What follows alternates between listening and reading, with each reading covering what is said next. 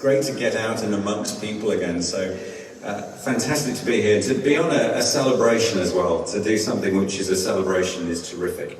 I'm James Lush, and it's my pleasure to welcome you here on behalf of Rebecca and everyone associated with this wonderful creation. I'll tell you a little bit more about my association with Rebecca in due course. But I was also thinking about doing distinguished guests, Rebecca, and then I realised that almost everybody sort of is a distinguished guest, and that would take it to the 3-hour mark. So I'm going to leave that to Gunther to do rapidly in a moment, which I think is a better way of doing it. The way it's going to work this evening is very simple. I am going to welcome Ingrid, who's going to do a beautiful welcome to country. I'll then welcome Gunther up to the stage as chair to say a few words. And then Rebecca and I are going to do a double act on the stage. And that's where I'll be able to ask Rebecca all sorts of questions that sort of emerged over the years of knowing Rebecca. And we'll see where the conversation goes. I never know. That's the beauty of it. I have a sort of rough idea, but I never know where it will go. It very much depends on what Rebecca's going to reveal tonight. So it'll be an exclusive. You are here as an exclusive. So, let's get things rolling. Ingrid Cumming is going to do a Welcome to Country, and again, she's only been doing Welcome to Countries on Zoom, so this is going to be kind of weird, doing it in the flesh again, but she's here and she's ready to go. Please make her welcome.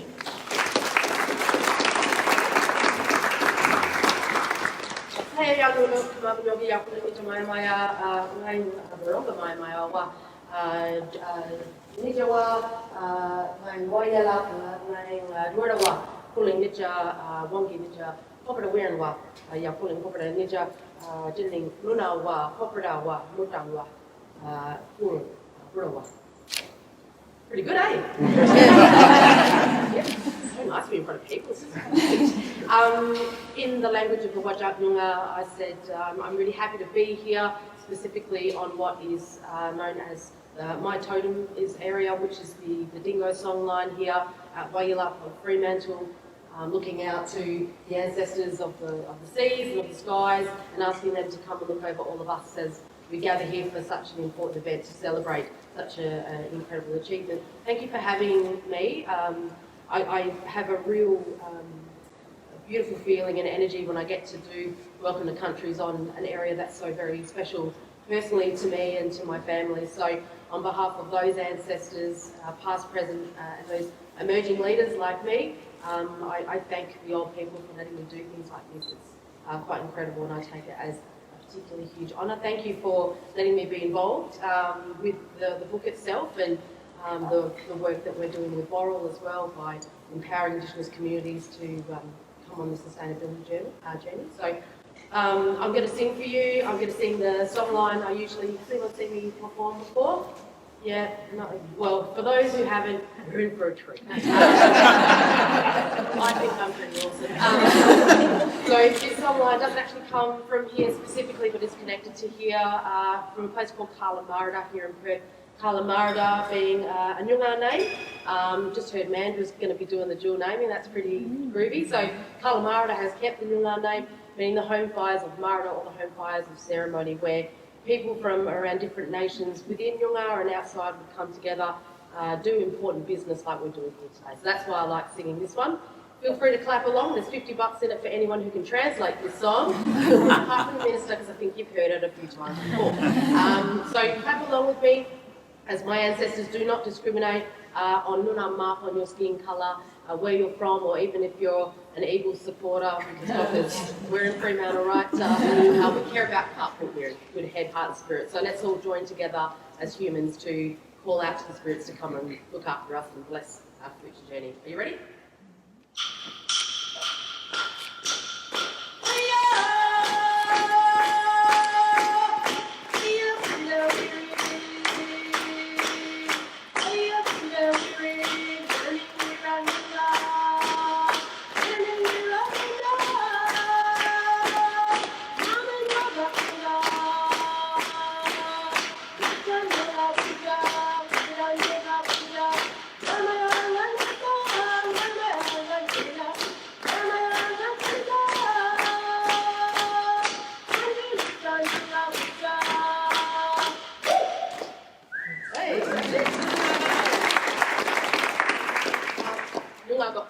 always like to say. I'll leave you with this. My mum is actually what we call a Wajala woman. Have you heard that word before? A non-Indigenous woman. Her family are actually Russians, believe it or not. Russian English. They came over in the early 1900s to flee what was going on over there. And my dad, Professor in Collard, the Nyunga mob, the Collard mob from this area. So Russian and Nyunga, so I'm the physical form of a black Russian is what I'm trying to say. What that has taught me, that growing up in this country, you know, it was actually illegal for mum and dad to come together, and there was weird perceptions of the two worlds. But what I learnt growing up is it's not about picking the team, it's about thinking of the absolute honour it is to be exposed to two different worlds, two different cultures, two different energies coming together to create the world that we want to see, or the community we want to see here in Australia. So when we do stand on that world stage and we say we are one, we really do mean that. So ladies and gentlemen, from my ancestors to yours, may we walk together in the journey of whatever it might be, together hand in hand, sharing that knowledge. And thank you very much for acknowledging our mob today. Thank you. Ingrid, thank you very much, as ever, terrific, and it was lovely to read about you in the book as well. In fact, I think almost everybody here is probably mentioned in the book. There are so many good stories. I was just thinking back, it was 2 years ago. Who was there at that breakfast 2 years ago when we did it in the windy, what was it, E-Shed, C-Shed or whatever it was? Okay, what great support, you're still here. How things have changed. See, when you get to 10, you do big things in like museums and stuff. But that was a very windy morning. But again, it was terrific to feel the energy that comes from an association with this. And we're going to hear more in just a moment. Gunter is the chair of the board of Plastic Free July. And sadly, he's going to be moving on, but he's going to have a few words. Please make him welcome.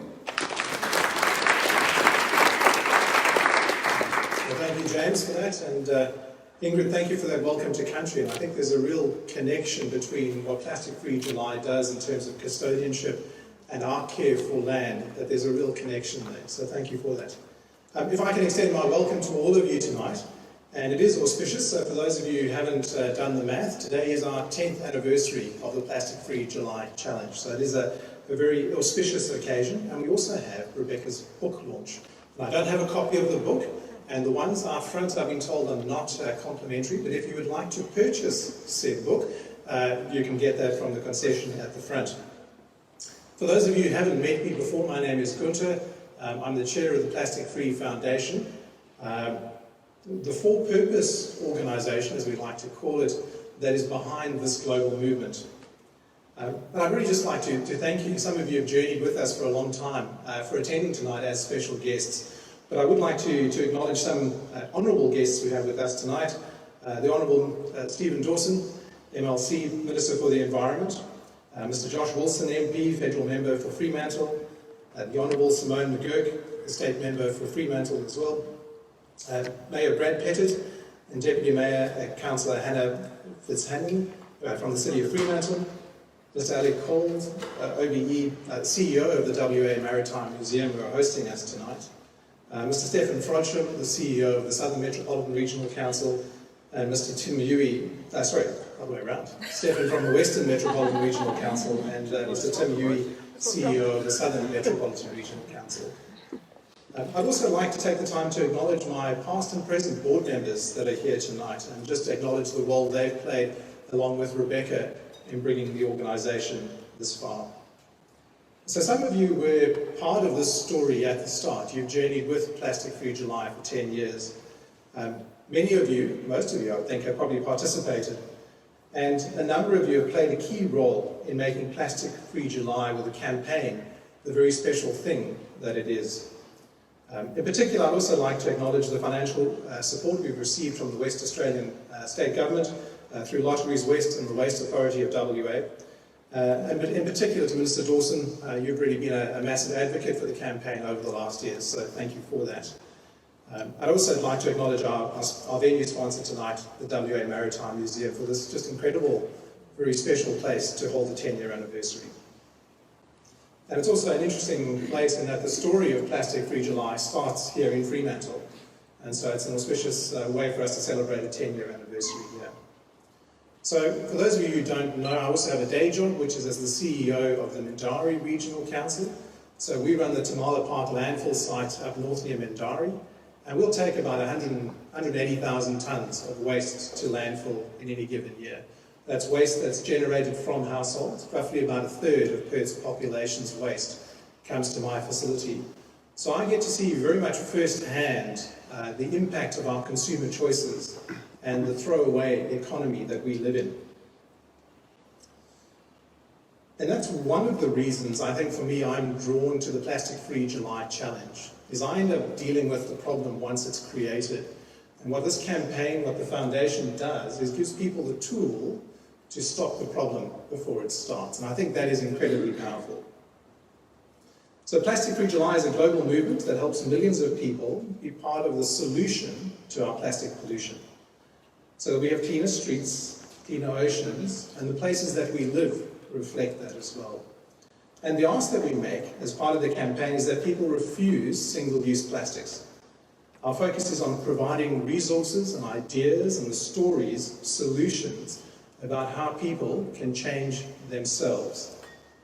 And it starts with people making those changes in their own lives. That is the story of Plastic Free July. And then watching that accumulate, snowball, as it impacts their communities, their schools and their workplaces. That really is the magic, the secret sauce, if you like. And people would often, I suppose in a somewhat derisive way, ask, what's the difference that one person can make?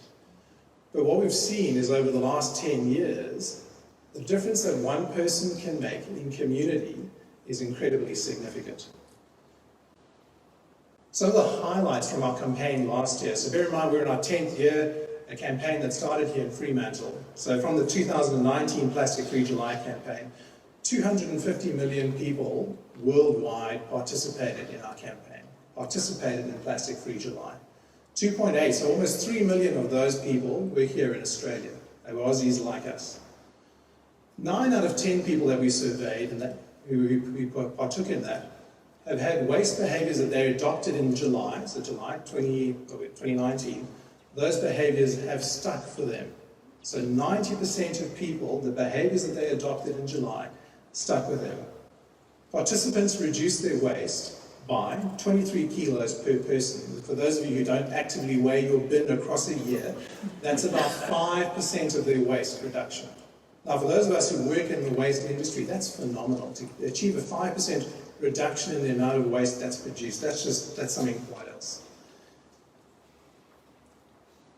So over the 10 years, we've seen this individual behaviour, and that behaviour change leads to a change in culture, which ultimately influences the behaviour of commercial operators and even state governments.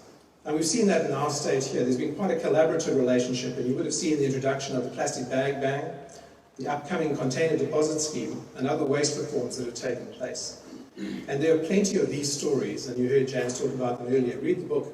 It is littered in the best possible sense. But there are a heap of stories that bear that out, the individual change, that behaviour change and the consequences that leads to. And so I'm really excited that on our 10th anniversary, we also get to celebrate Plastic Free July, but Rebecca's book. So Rebecca earlier was invited by New South Publishing to write a book and to share the story, our story, of the Plastic Free July campaign. The book, which is co-authored by New South Wales writer Joanna Atherford-Finn, I'll get her name right, is entitled Plastic Free, the inspiring story of a global environment movement and why it matters. And it's officially published today by New South and also be published in December by Columbia University Press. And so originally, Rebecca was planning to be in Sydney for a book launch, but clearly the events of COVID and we get it all to ourselves here in Perth, but I believe the event is being live streamed as we speak. And so I've got a couple of comments I'd like to read from the publisher and from Rebecca's co-author who couldn't be here tonight. So from the publisher, Elspeth Menzies, so at New South, we have been delighted to work with the formidable duo of Rebecca Prince-Ruiz and Joanna Atherford-Finn to publish Plastic Free. For anyone who thinks the world's challenges are overwhelming, the Plastic Free July story is such an inspiring one. From Rebecca asking the question, I'm going plastic free for 1 month, who's joining me? To a global movement, to a book. We are so happy to have been able to help share the story with Australians and with the rest of the world when Columbia University Press publishes this later in the year. Congratulations, Rebecca and Joanna. So that's from the publisher. And so from Joanna, Rebecca's co-author, only a border closure would keep me away tonight. I'm very sorry I can't be there. Though it is fitting that Gunther is reading this, as he was one of the first people I interviewed for the book. When drafting Plastic Free July, there were a couple of sentences that Rebecca and I uttered to each other over the course of our writing days. One was, is it time for another tea yet? And the other was, we will get there.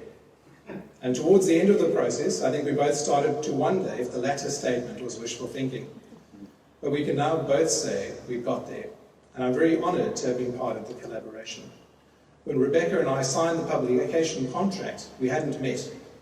It was a somewhat daunting proposal, but one that I was immediately attracted to.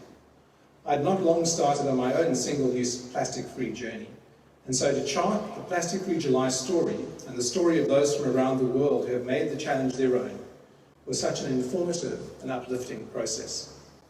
Working together on the book also really tied into the whole ethics and ethos of Plastic Free July, where people come together, share their knowledge, their strengths, their successes and their dilemmas, and join together to find solutions. Congratulations, Rebecca, to you and your staff and your board, and all those who are making a difference by reducing plastic waste. You are an inspiration, and I can't wait to see what the next decade holds. So that is from Joanna, who I think would give her eye teeth to be here tonight. So in closing, from my point of view, I would like to acknowledge the contribution of the dedicated and passionate team that sit behind the challenge, and for everyone who has supported the foundation. It is certainly a collaborative effort, and on behalf of the board, I would like to thank Jess and Marie from the office, the contribution of the wider operations team, including Colin, Cami and Isabel, who are here tonight, and a special thanks to our pro bono advisors, Liz, Craig and Maxine, and the support from our partners, Ipsos, who helped us do our survey, and Herbert Smith Freehills. You guys are really the enabling agents behind the scenes, so a big thank you to you. But most importantly, I want to acknowledge the participants. So the 250 million people across the globe, all different languages, all different nationalities, who've made the choice to make a personal difference, one at a time, and then as a community, and then as a society, changing cultural norms, changing behaviour at a societal level. That's just an incredibly powerful thing. So without them, we wouldn't be a global movement. And so I'd like to acknowledge, for those of you who are in the room who've participated, that are people all over the world. And tonight, if you haven't already done so, here's where I get to throw down the gauntlet. If you haven't taken part in the Plastic Free July Challenge, today is the 1st of July, and I'd strongly encourage you to take part in the challenge. And it's easy. It's a single decision to refuse a single-use item. Pick something that you have in your everyday thing that's not going to cost you massive personal discomfort to discard, and see how you go for July, and see how that then sticks with you and transforms your behaviour over time. So just an acknowledgement to Rebecca, well done, 10 years, it's an incredible achievement, and thank you to all of you tonight joining us to celebrate that.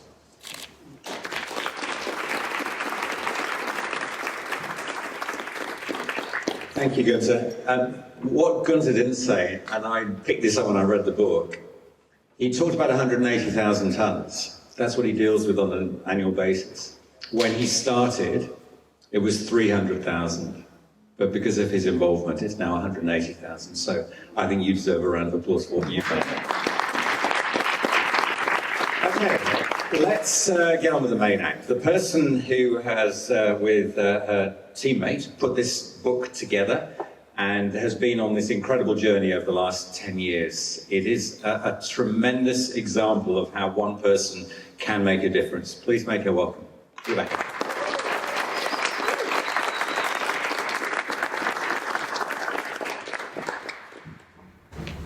I want to start by asking you about these four words. The four words, what can I do? Because right now, there will be a lot of people in the world who will be saying, well, what can I do about X, Y, and Z? But what can I do? Did you ever imagine that when you said those words that you mentioned, who's going plastic free this July, did you ever imagine that it would lead to this tonight and one person effectively changing the lives of 250 million other people. If I had ever imagined that, James, there's no way I would have said that sentence. I had absolutely no idea, and I think if we often talk about this, if we had set out to start a campaign or start a movement or educate others, it wouldn't have turned out the way it is. It was really just about changing myself, changing my family, and what went in our bin, or more importantly, what didn't go in our bin. So it was a deeply personal decision to make the difference that I could make.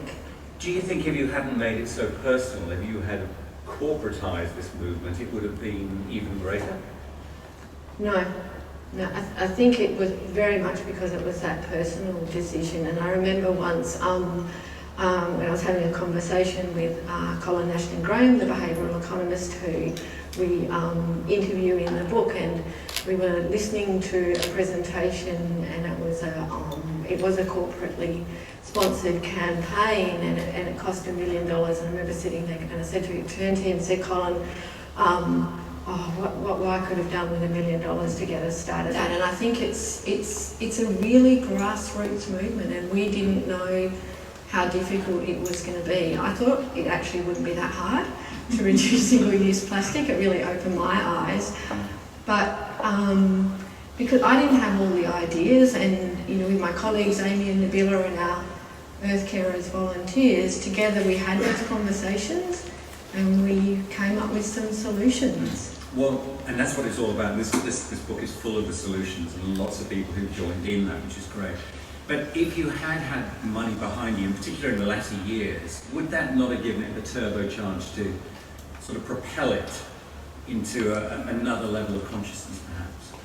Oh, I'm still waiting for that day, James, so I haven't given up on that. But yeah, look, I mean, we've been able to do so much in the last couple of years, in particular with the support from the state government here in Western Australia, and I'm really proud of the support that we do have and the great changes that we're making. But I think, now what it is, what it's enabling us to do is to really, what our challenge has been is not being able to support the participants. We've been called out a few times recently. We collect all of our photographs for the challenge from Fremantle and from our network here, yet there's more people in the eastern states doing it. There's more people in India doing it than in Australia. So that being able to really support people with solutions that are at that local level is a challenge. But we've been able to do that to some extent with some great partners from around the world. And we'll talk about how it goes to the next sort of 10 years in a minute, but I just want to come back to that personal level, because it is the personal story that makes this so magnificent. Your family have gone through all this with you, and I'm just thinking, it's the 1st of July, and I'm sure your family think, oh goodness, it's 1st of July. Here we go again. But how have they been involved, supportive, and the highs and the lows? Well, actually, as I reflected in a radio interview this morning, I don't think I actually consulted them when I took this decision. yeah, I'm getting some nods from over there. So it was look, I think my kids were 6, 10 and 12 when we started doing Plastic Free July and reducing the single-use plastics. And there's a number of they've been incredibly supportive, and we have, we've got systems now. We remember our reusable bags, we hang them up, we go to the farmers market, and prior to lockdown, that was the weekly breakfast. So we've kind of changed things that have been habits, but it was also about making compromises as well. One of my daughter's birthdays in July, and she loves Mexican, and when we went to buy the burritos, couldn't buy them plastic free. Tried making some alternatives. They were distinctly unpopular to us. We buy them. Was that the standout? The most hideous alternative that you've come across? Yeah, haven't figured out that one. But you tried so many alternatives, haven't you? Yeah. It's almost like a lab at home, I would imagine. Oh, it has been, and some things, you know, when you try and make pasta for dinner in the middle of the week and an hour and a half later and it's all covered in flour, it's like we might just save that one for a special occasion. But we've tried lots of things. But it was really interesting in reading the book about so many things that we just take for granted, pasta being one of them. You know, I was thinking, how did you buy dry pasta without having the plastic around it? Has it changed at all? Has it become any easier with certain products? Some products have become definitely easier, like, say, for example, the one that springs to mind is the alternative to shampoo in bottles, the shampoo bars. Like, they weren't really a thing 10 years ago, whereas now you can even buy them in the largest supermarkets. So there's definitely more options. The lovely Jeannie and Amanda who are here tonight that we write about in the book, they were driving everywhere and ended up starting their own bulk food store. And I reckon we have more bulk food store per capita in Perth than any other city in the world. You know, LA's just only opened their first one. So, in some ways it's easier to access some of the alternatives.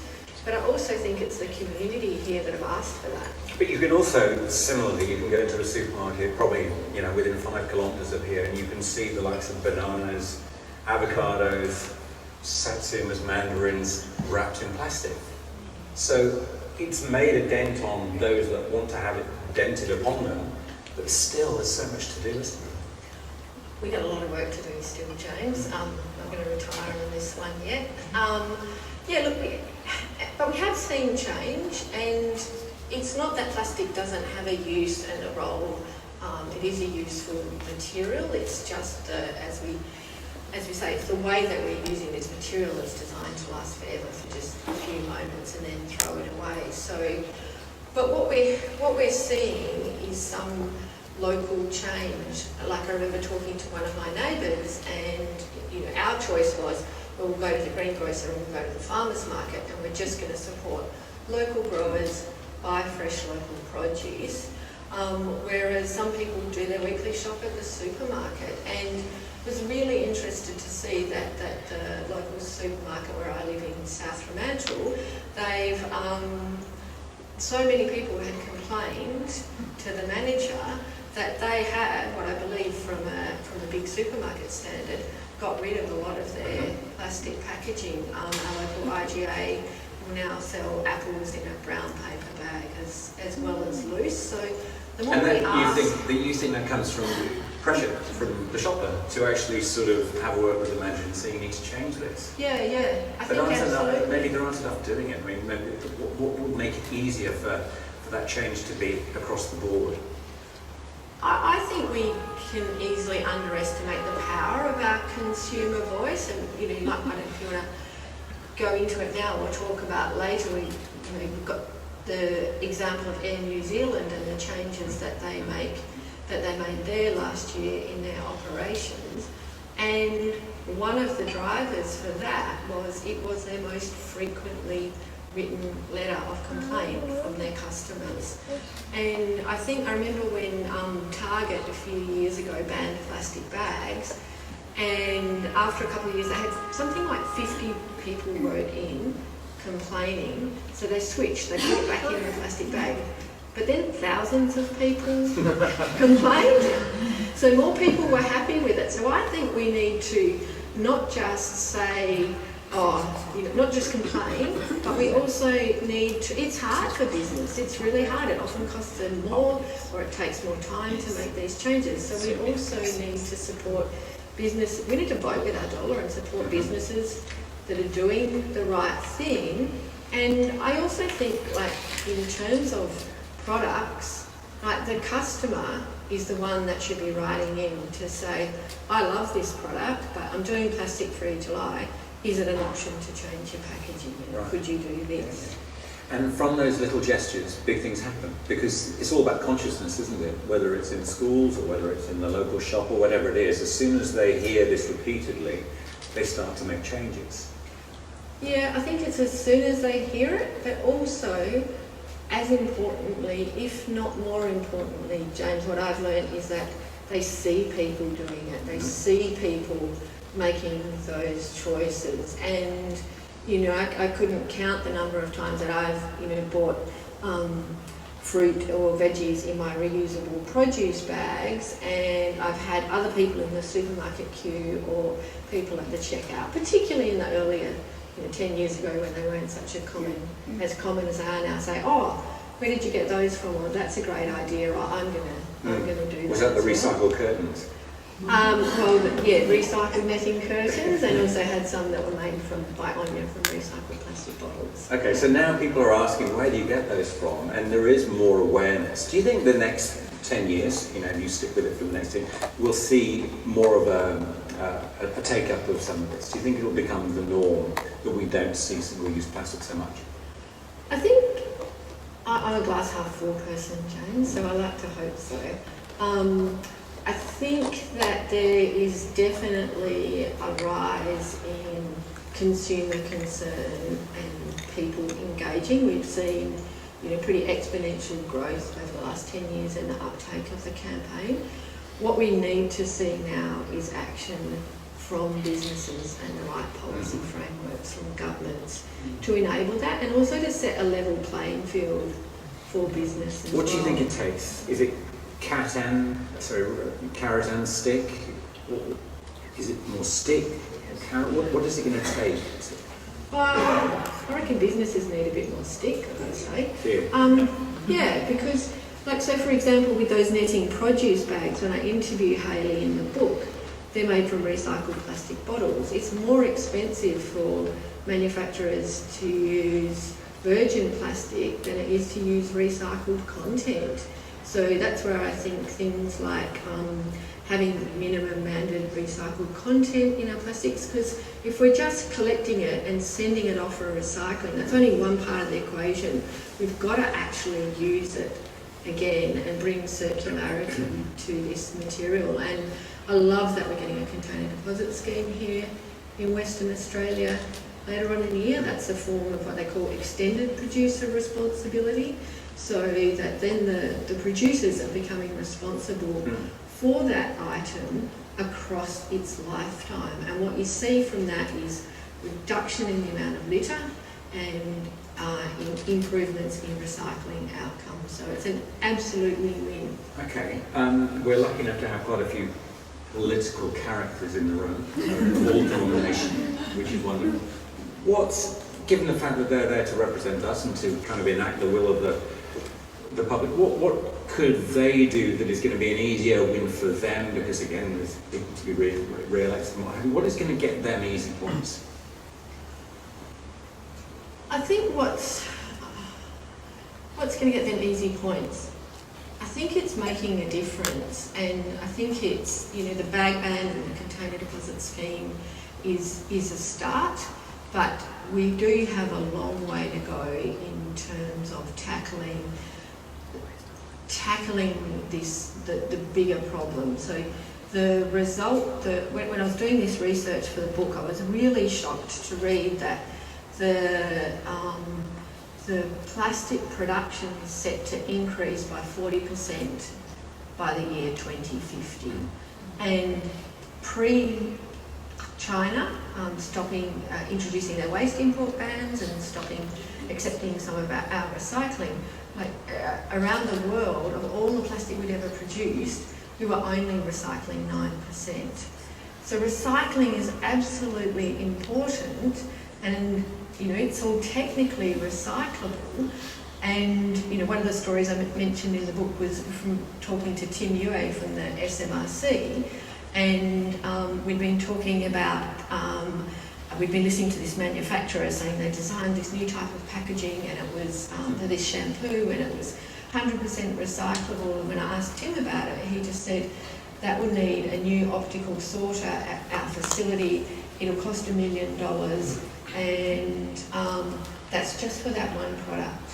Yeah.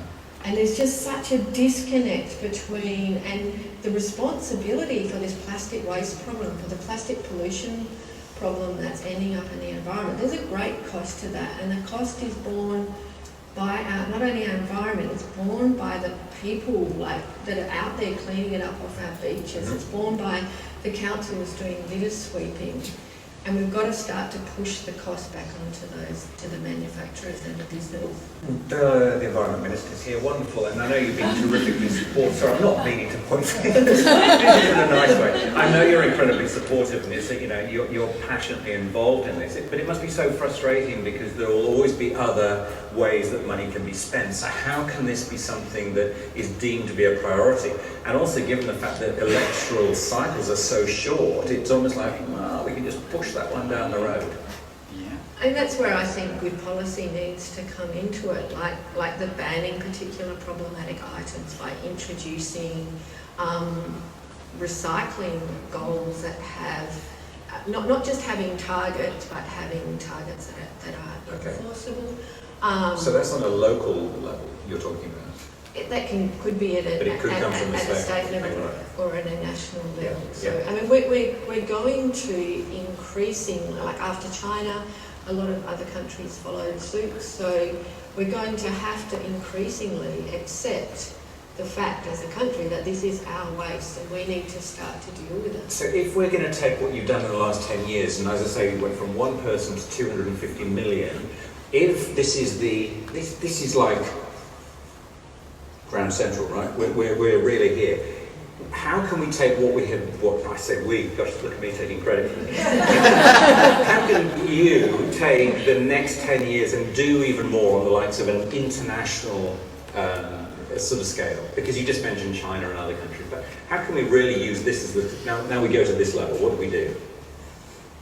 Look, I really feel that the role for Plastic Free July and the role for the foundation, I feel like what we're doing in changing individual behaviour, in working with citizens, in empowering people, giving them the tools and resources to make changes not only in their own lives, but into their workplaces, into their schools and into their communities. I think that shift in culture just cannot be underestimated, and I think that it is the shift in culture which results from that individual behaviour change, which is the real power of what we do. And then I think that leads to changes in consumer sentiment, changes in voting. So I'm sort of trying to work out where you see the priority, because you are on an individual level and you've done amazing things as an individual and you've brought everyone together and built this tribe, which is tremendous. But then there is corporate and there is political. Which is all three working together? Where does it get the next big kick? I think it all needs to happen at the same time, James, and really delighted, like over the last couple of years with Plastic Free July, seeing that increase in interest by the corporate sector. So we have a number of businesses across Australia that are now working with the foundation as business members. We've got about 35 local governments who've signed up this year. This is apart from the hundreds that are already doing it, but have taken on a specific council package with us. And just as Plastic Free July really started as giving individuals tools and ideas for changing their own behaviour, now starting to work in a very strategic sense with businesses and with local governments to give them the tools to engage their staff and look at the plastics in their operations. And so they're infiltrating into their corporations where they're working with their own personal sort of desires. Oh, we're trying to infiltrate everywhere. I'm sure. The world is our target audience. And do you think there's more appetite now? Just thinking, I'm using in all the clients I'm working with at the moment, this sort of post-COVID world as an opportunity to completely change. You know, you can say, well, we're in a new world now, so we might as well do things differently. So using it as an excuse, do you think this is another opportunity? Yeah, absolutely. I'd like to think so. In a number of conversations we've had with businesses, so some we've just been talking to KPMG. They're just returning to their offices over the coming weeks, and they've taken on Plastic Free July, and they're wanting to do things differently. They're wanting to make switches, and we've got at the end of the book, because we only finished writing it in the beginning of March, and then the world slightly changed. And so we've got in the book what I like to call the COVID postscript. And And in that we interview Professor Mary Louise McLaws, who's an infectious diseases expert and an advisor to the World Health Organisation's COVID response. And she, I won't even try and quote her because I won't do it justice, but there's a beautiful line in there about obviously human health is paramount right now, but human health and caring for the environment are not mutually exclusive. And as people, we can't live. We're never going to have healthy communities within an unhealthy environment. And the businesses that I did interview for the COVID postscript, Scott Brannigan from Bread in Common, who had to close down not only that business but his Coogee Common, which had only been open for 2 weeks, that he'd been working towards for years. And when I asked him his take on this situation, he said exactly that, James. He said, this is the moment for us to pause and reset. He was very motivated by the future of the world for his daughters. He'd already was planning to do great stuff at the new restaurant to reduce their waste. All of their beers were going to be on tap, and they have this fantastic veggie garden, but he's like, we can do better, we can do more. And I think, to me, that's what gives me hope. It's lovely. There was a startling fact. Well, the book's full of startling facts, but there was one thing which always strikes me, and I've heard Brad talk about this as well, and it's that date in the year. We're only 2 days away from sort of, if you like, in a balance sheet being balanced. And now that date for when we have effectively used all our resources up for the year is in July. In July. Yeah. And it's changing every single year. And I think when I saw Brad do a presentation, he said here in WA we're probably March in terms of the way that we're travelling. But it's interesting that it's getting as it is.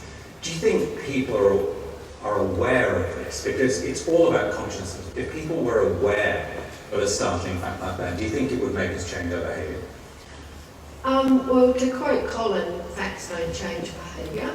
But I think that's a really, in terms of how we message our campaign, how we do our work, it's a very important piece of information, because what I started to realise as I went on this journey is, I remember the first time I went to buy fruit and veggies in a supermarket, and no problems, I avoided the plastic, but I came home with 15 brown paper mushroom bags because everything was in there. And of course, if you think about litter, the mushroom bag would be better than a plastic bag if it ended up in the environment, but that still uses resources, it's got a footprint. And what I think it's really important that we, for the next decade, and I think this is one of our challenges as we start to look towards solutions, is that we don't substitute single-use plastics for single-use other materials. And that story about the Earth Overshoot Day that we shared in the book, I just thought, for me, that was the best kind of picture that I had that got to the heart of the matter. And the problem is that we have become a throwaway society, and we shouldn't be using anything just once and throwing it away.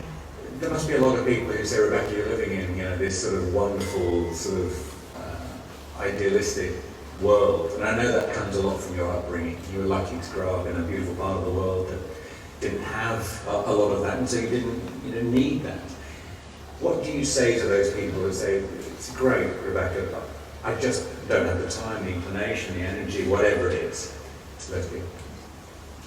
Funny enough, I don't get people saying that to me. Maybe they think it and they don't say it. I think about food waste when I hear that. So, of all the food that is grown in this country, 40% of it is wasted.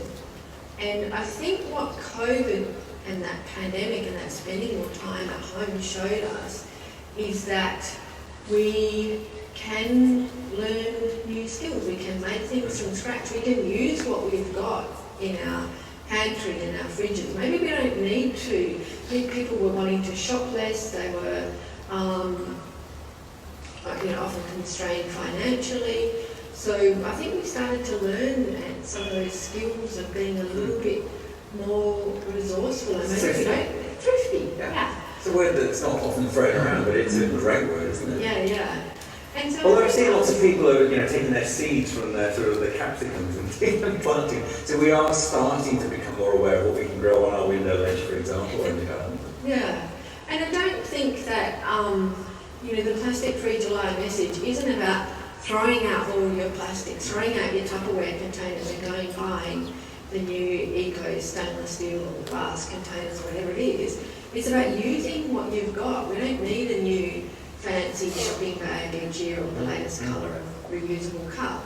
It's really about using what you've got, finding solutions in your local area and consuming less. Yeah. Not consuming differently, just consuming less. Just end with a couple of great stories, because again the book is riddled with them and not littered with them. I love the story that working in the media, like many people who are aware of the power of social media now. That wonderful story of the cups in Albany, and you just I was saying a quick photo of this, pop it up, and before you know it, it's gone all around the world.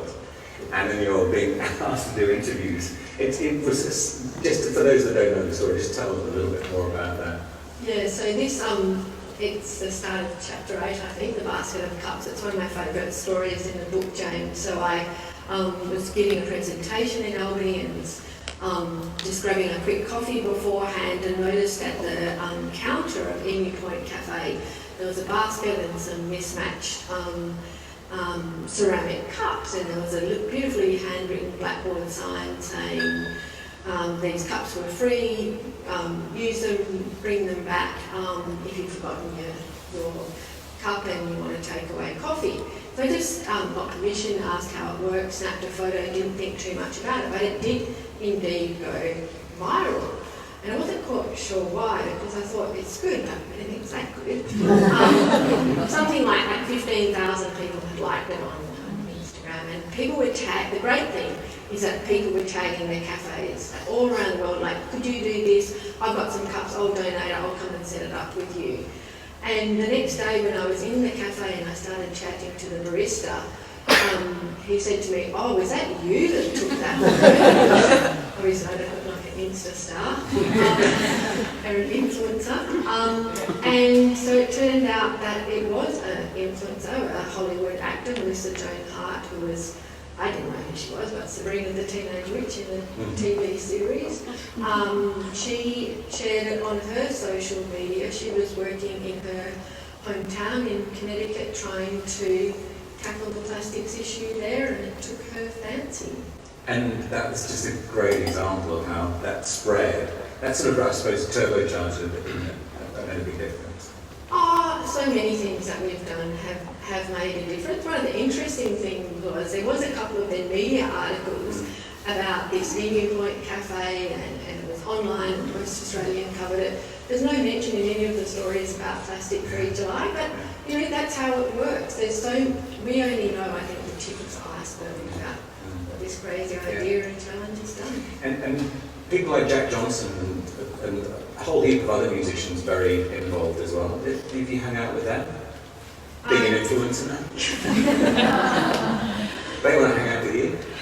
We did get to meet Jack a couple of years ago when he came and played here at a concert, and he's now our ambassador, and it's just great, There's people of all walks of life, but to be honest, my friend Conchi from my street's here tonight, and it was really funny because about the same time we posted a photo of Lindsay and I with Jack, that week we posted a photo of John with his reusable produce bags, and honestly John was more famous by Jack than You've always struck me as being incredibly modest. I was lucky to interview Rebecca when literally this was I spotted it when I was doing Saturday breakfast in the ABC, and I saw this little thing and I thought, I've got to get her on. And I remember Rebecca coming in and talking about it, and it was remarkable the amount of interest that it sort of stirred up.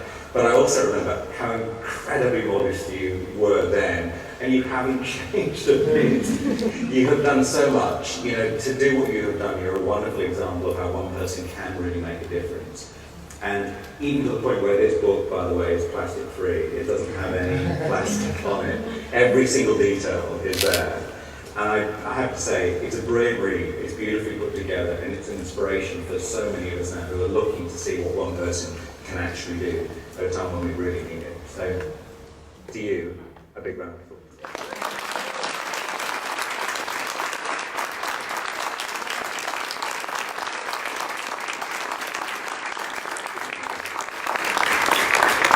Thank you so much. We could have talked for hours, but I'm conscious that a lot of people are standing up and probably eager to get to the bar, because there is a bar.